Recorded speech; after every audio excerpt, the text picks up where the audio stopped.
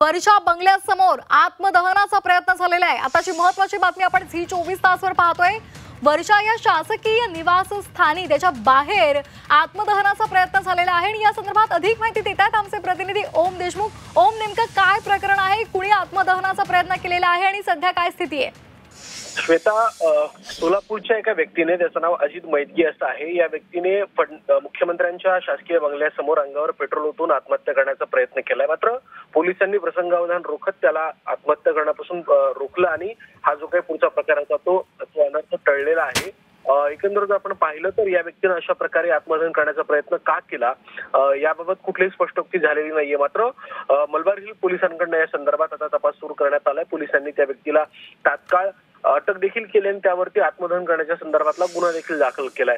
परंतु या व्यक्तीचं नेमकं आत्महत्या करण्याचं मागचं कारण काय होतं, कुठल्या मुद्द्यावर हा व्यक्ती या ठिकाणी आला होता आणि नेमकं कारण काय होतं हे अद्याप स्पष्ट होऊ शकलेलं नाही। त्यामुळे पोलिसांच्या तपासांती या गोष्टी लवकरच स्पष्ट होतील असं देखील पोलिसांच्या वतीने सांगण्यात येत आहे। अगदी धन्यवाद ओम दिलेल्या सविस्तर माहितीसाठी। तर आपण पाहतोय वर्षा या शासकीय निवासस्थानाबाहेर आत्मदहनाचा प्रयत्न एका व्यक्तीने केलेला आहे।